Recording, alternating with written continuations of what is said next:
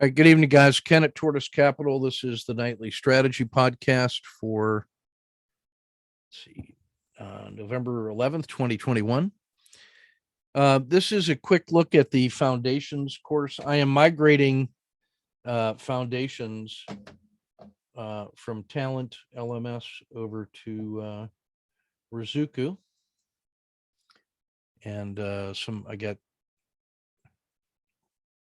so there's a total of 4 sub courses in the foundations course.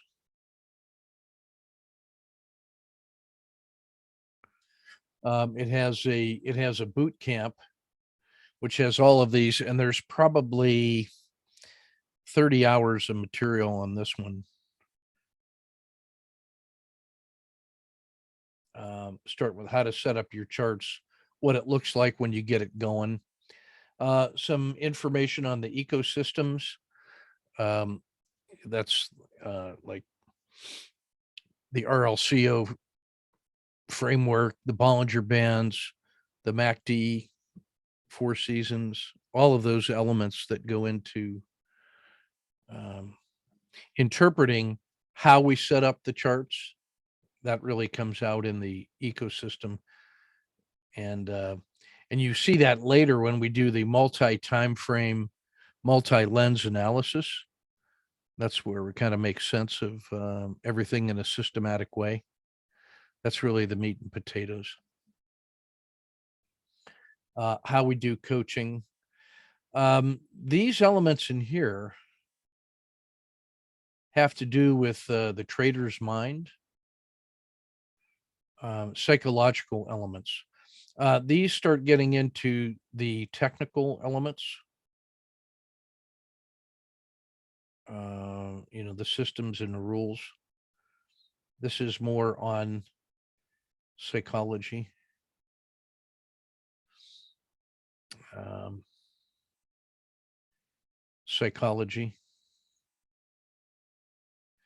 And some tech, some tips, I guess. Definitely psychology.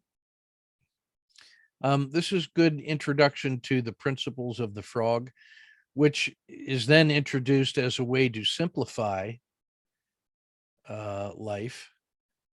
Once you have learned to look at it through this structured lens of the RLCO Bollinger Band framework, supported by the MACD, you then are free to consider what happens if you take indicators off and you look just at a very minimalist approach.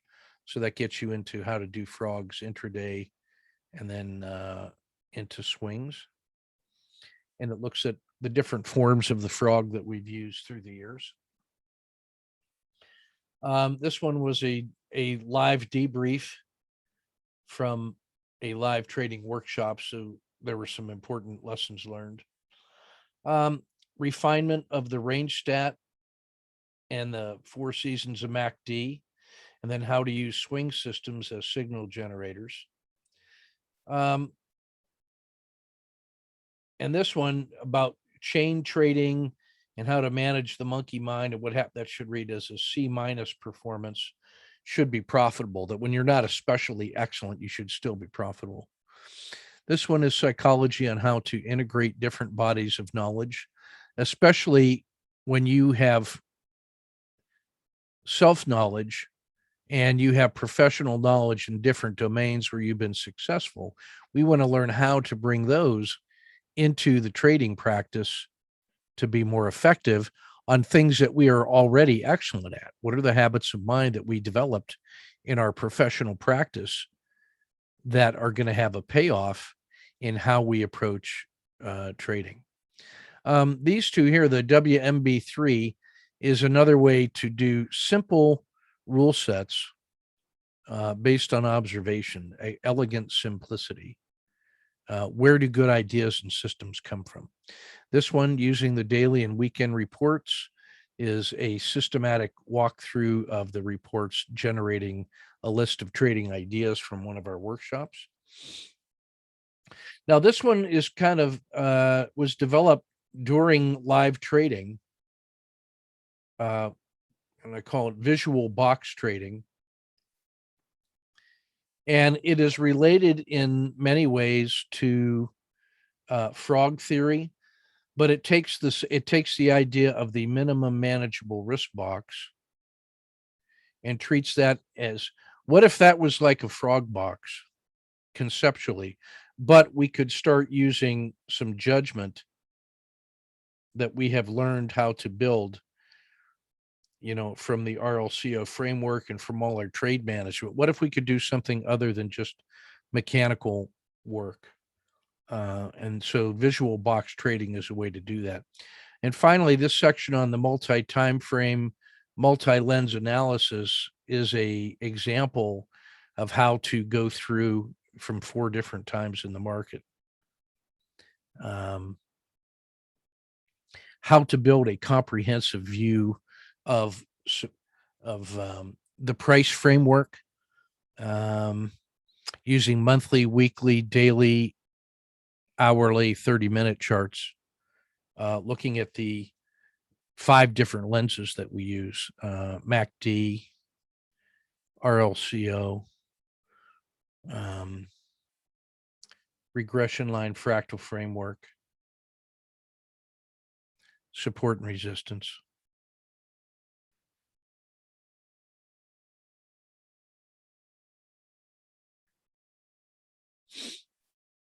There's a 5th one.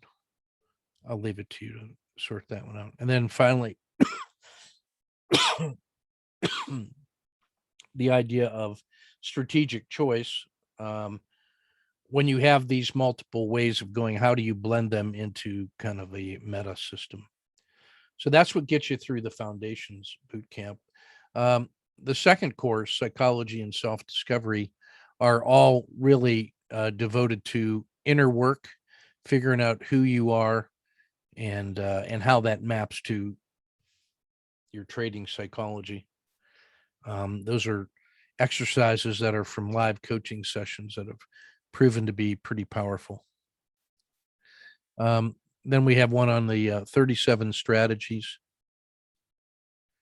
where we take a look at more of the technical pieces that expand on the foundations. Like, all the technical pieces that are in this foundations boot camp are enough to get you started with the SSC and Kata 2 and Collapsing Dragon. And I think that's enough. But the 37 strategies is a takeoff on the Chinese military classic, that turned Sun Tzu's Art of War into a treatise on doctrinal warfare.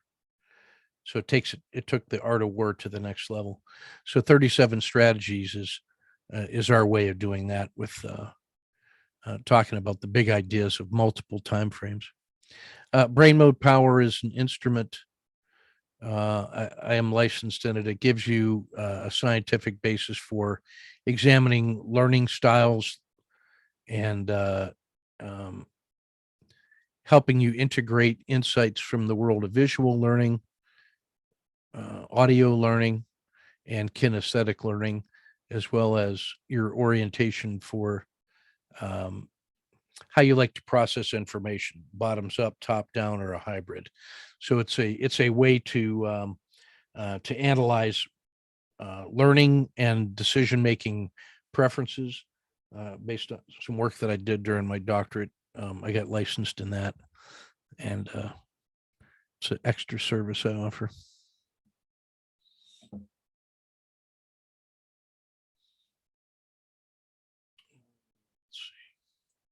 So just wanted to show that, sort of a work in progress. I'm really pleased with the way Rizuku is shaping out for the Tortoise Academy. I'm thinking of it as. All right, let's go ahead and jump into the work today.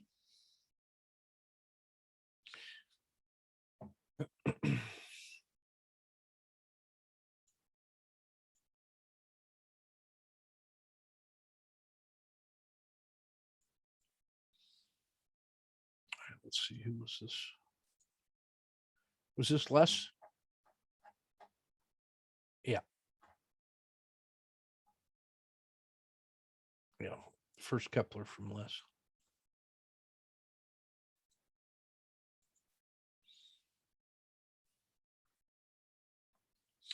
right. So this one is not paper trade, but framing it for practice, correctly done on the PSAR flip.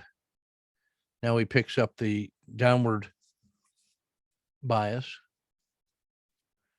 using the PSAR flip as the price level on the top, taking really a breakdown below, like a mechanical entry on the bar where the PSAR flip, taking the next leg down, a price below that as the entry.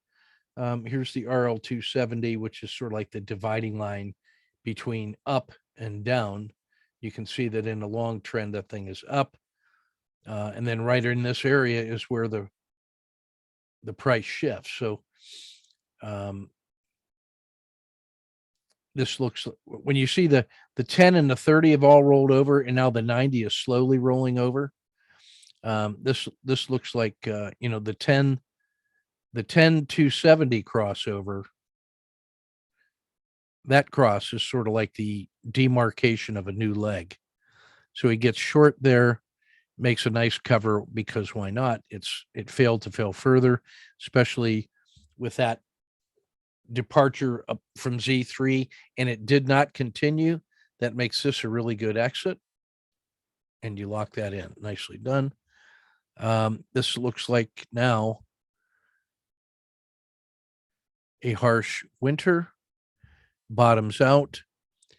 PSAR is getting ready to flip, but the price breaks out before the PSAR flips. So you can take the entry here, but I like taking it there when the PSAR dot gets hit.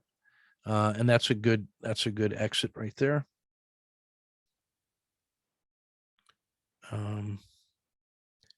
So if that's your risk, that looks like about, oh, well, there it is, 1.4R. So good work on that. Start trading it live, one share. Get skin in the game.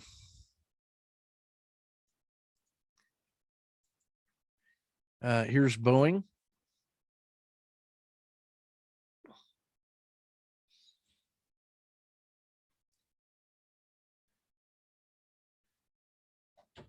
Harsh winter. RL10 bottoms.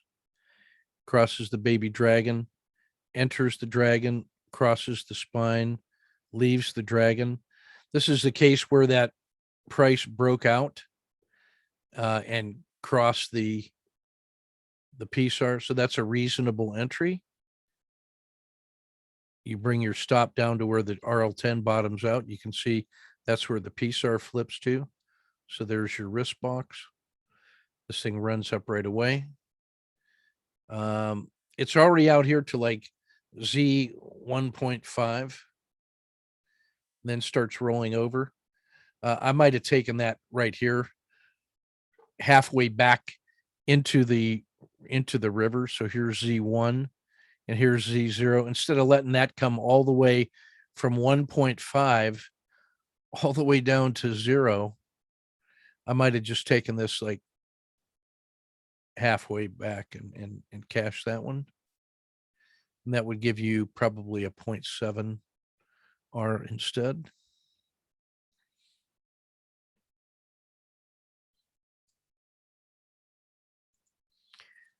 Yeah, and especially after this great big day right here, I would agree. You have a nice gap up, so you're not going to lose any money on that trade, and then your exit ends up being right where the gap up was, so you gave back that gift. That gift took you from Z0 to Z1. It gapped up, rolled up, and then started to fail. I might have just taken that one and been happy with probably a 1.5 R, or maybe halfway down the stack, like right here. So take advantage of gifts.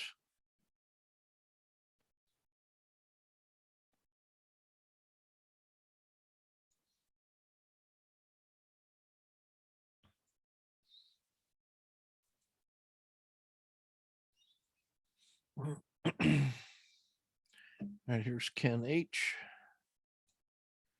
So starting with Intel, and this was that big horrible gap down and the brutal sell off, which bottomed out, held support. That whole cluster held support around in here. He gets a nice little gap up. He buys the retracement or the continuation here. Just takes a stop there below the low of the day.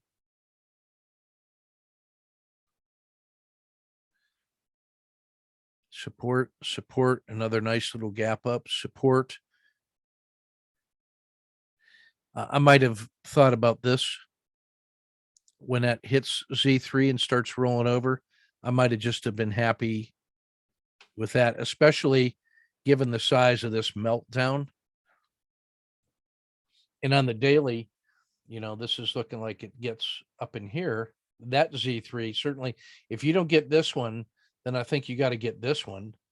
That rollover there is this rollover. It got right on the daily, right to the Bollinger Band mean, and then started to fail. So this was a Z3 excursion, and then a reversion to the mean trade, and it gave you everything you wanted to see. I just think we gave back way too much on that one.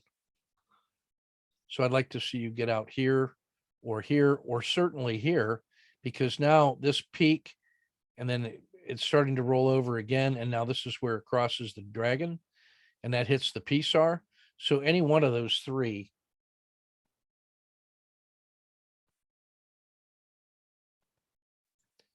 Yeah, any one of those, like this one, because of the Z3 failure. This one is Z3 rollover. This is about a 1, 2, 3 exit. That's good. And then this one where it hits the PSAR. Any one of those three exits is preferable to this one. In fact, this is the one where you might have been looking to get short, and you might have gotten short inside here at a collapsing dragon and already be in the money. And then this is where you would add the second entry. If it breaks below this, that's where you would add a second entry. Where it stands right now, I don't know if I get short here. Maybe I just wait for this.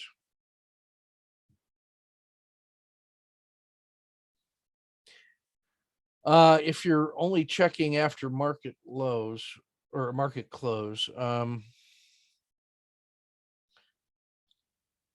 see. There's two ways you could do that. One of them is you could just set it and forget it, like on yesterday's low, something like that. Let's see what that might have done. On this one, especially, you notice it gets all the way up near the Bollinger Band mean and then sells off here. And it had a low here. So you might have just set that as an exit the next day. This thing opens, went up, and then started rolling down, and you just take the exit there. The other way is really just if you just take the size of that risk box and hang it from the top.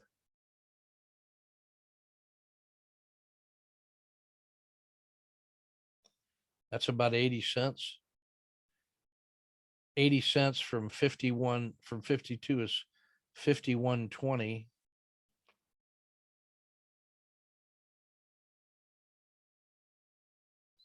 So somewhere in here you get that exit instead of this one. I think it gave back 50 cents, which is like a 0.6 R if because 50 cents divided by 80 cents is 0.625.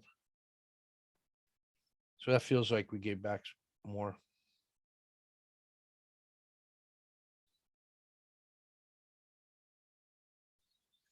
I don't mind the idea of the trailing risk box. When you do that, what you're really hoping for is a 3-to-1 reward to risk, because you're risking 1 and then you're hoping to get 2. You want to net 2 out of it, which means that you have to see the possibility of 3. So if you're going to risk 1, you have to be able to see 3, because if you're trailing, you're going to end up giving back that last one anyway. So if you want to keep 2, to 1, then your initial estimate has to see 3 rewards. Or you got to decide after 2 in hand that you just trail with half that box.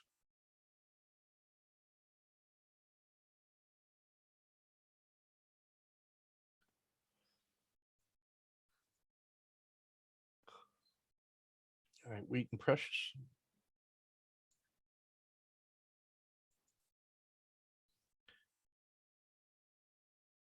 Perfect PSAR.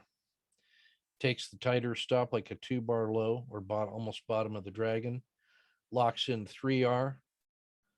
Maybe we were slow getting back in and then took a loss. Now we have a low, higher low that makes this a COTA 2.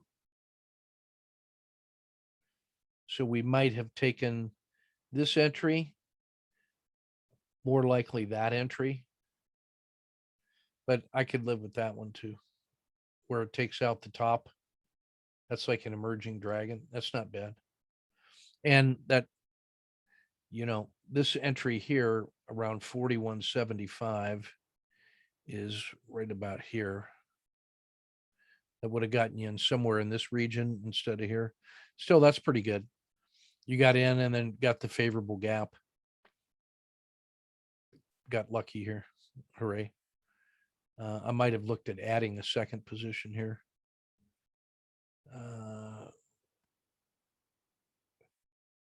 I think I put the stop right here. Like 44.50. This should continue to work, but if it doesn't, I don't want to give back that much. Cut that in half. So 44.50, I think, is wrong with that.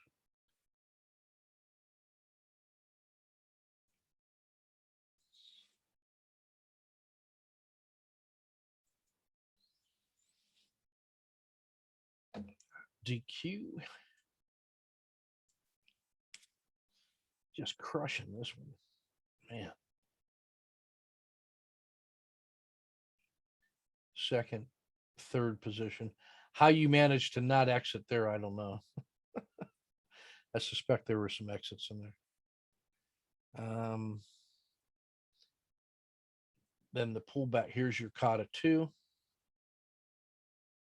He did an intraday through here, a fractional loss, kicking himself for not getting any of this.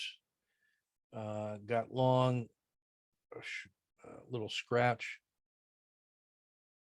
Probably exited in here for a scratch. Sees the comeback. So now we're still in this COTA 2 business. There's a nice surge and a pullback. Finds a higher low. Nice surge to here and a pullback. Finds a higher low. So this should be seen inside of that context. Nice. Gets a nice move all the way up into here, up here by fair value. This was up here approaching the PSAR flip. This is in the top of the dragon. This is 75 is where you expect this to have resistance up in here. You've already closed this gap.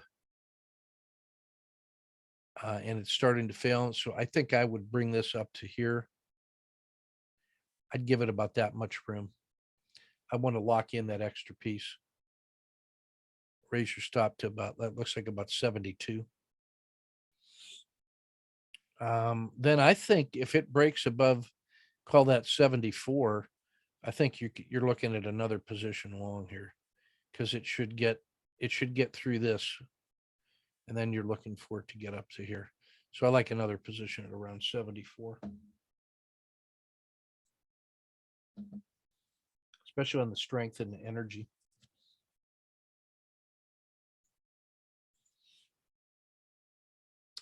Here's Robinhood.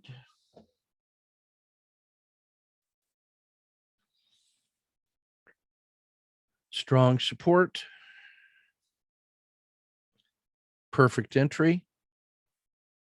Just waffling, just keep it in place. Let this thing go. It wants to get to like 37 and a quarter. And it can run up pretty quick. So I like just to honor the stop. Honor thy stop.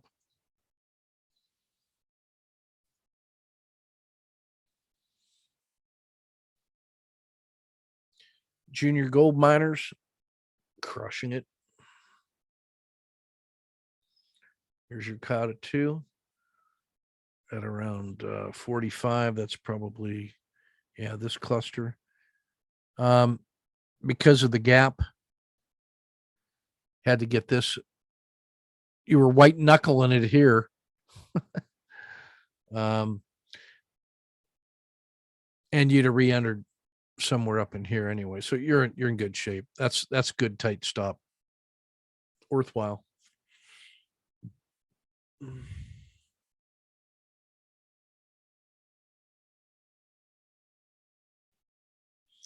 I like that little chain of support all the way up. Every reason to believe that'll keep going. There's room for it to go on the daily as well. Because this is the last resistance until it gets to 53. This fell so fast, that's not even resistance. This is a vast open space in here. There's nobody that was buying in here that's going to sell to get their money back. You've climbed the wall of tears here. That's where everybody was suffering. They've all got their money back. So if this thing keeps going, that's new money that's coming in that thinks it's going to get back to this. So this is in good shape. I might look at adding one in here. My spider senses that could go fast. But at the same time, I want to lock in that win. So put up or shut up time in the gold miners. Let's see it go.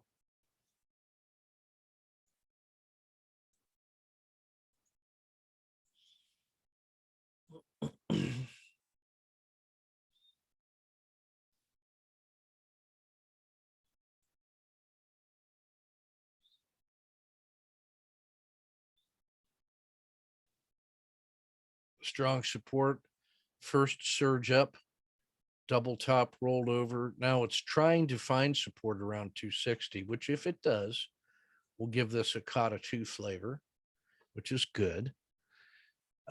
You've got an entry right here at 261.10-ish.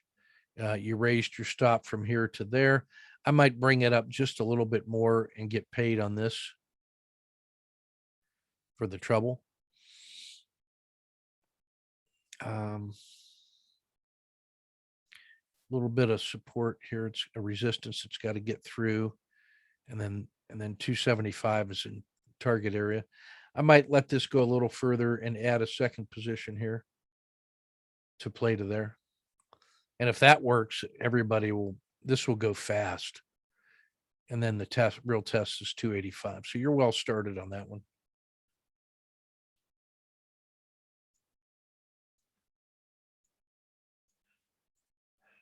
Well, you're just crushing this stuff today, man.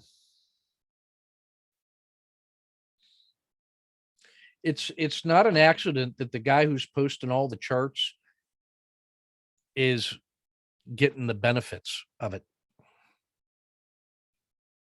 All he does is frame trades and takes them with reasonable risk. That's all. PSAR flip, nice run up, support. So this should be seen as part of a long play to get back to the top here and so 80 is in play. That's definitely in play. And you're in the sweet spot here. And again, I would raise this to about here. I like getting paid in here. I mean, I know you protected yourself against a gap, but I think I want to get this up in here.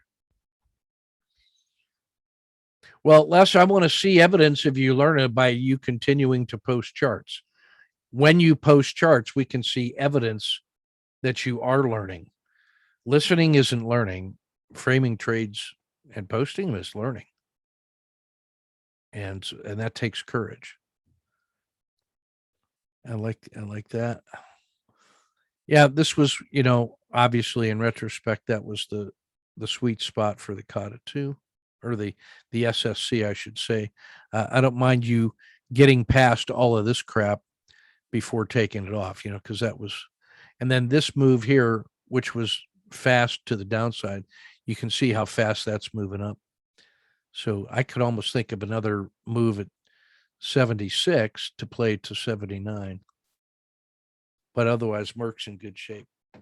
So great stuff.